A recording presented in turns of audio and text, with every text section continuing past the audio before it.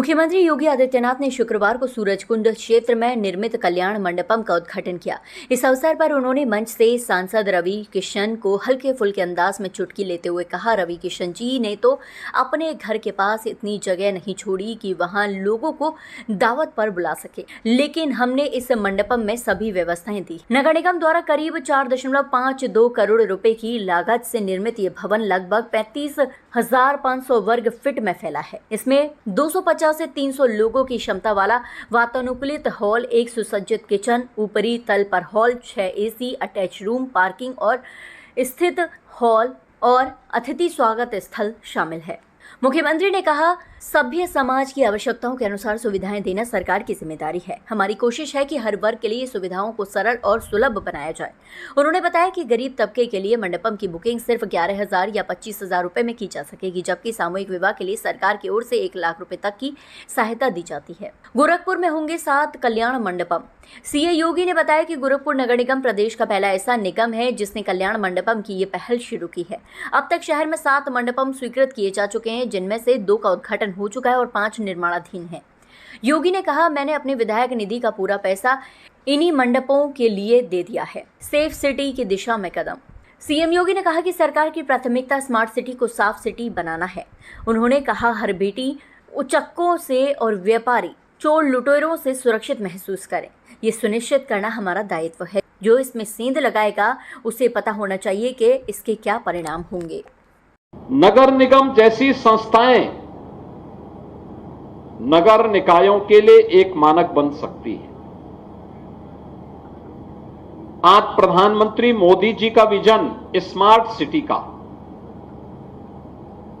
और smart city को safe city में भी बदलना।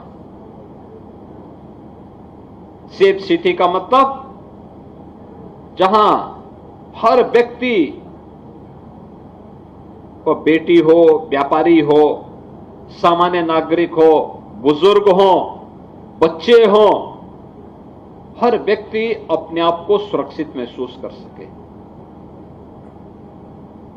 बेटी उचक्कों से, व्यापारी चोर लुटेरों से, बच्चे उन उच्छृंखल तत्वों से,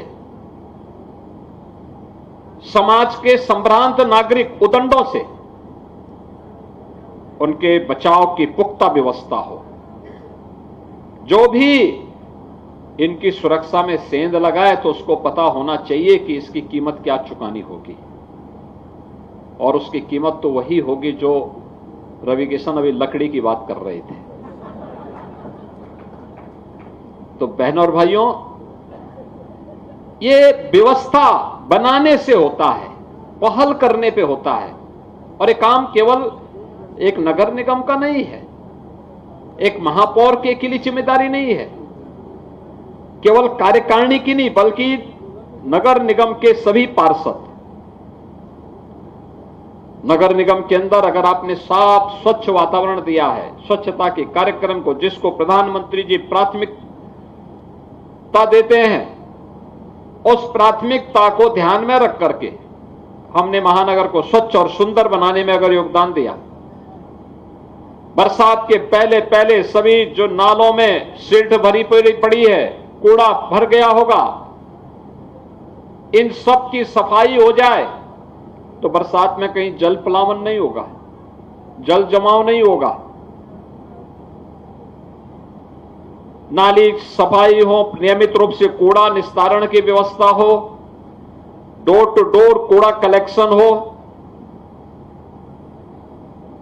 केवल हम ट्रीटमेंट के लिए सरकारी व्यवस्था को नहीं, बल्कि कुछ प्राकृतिक पद्धति को भी नेचुरल प्रोसेस के साथ भी जोड़ करके अगर हम इन कार्यक्रमों को आगे बढ़ा दें तो अपने आप में एक इनोवेशन हो जाएगा,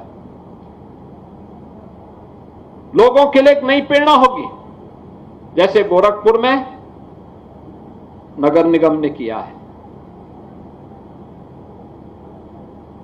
गोरखपुर में अब बरसात के दौरान गोरखपुर सिटी 2 भागों में बंटती नहीं है।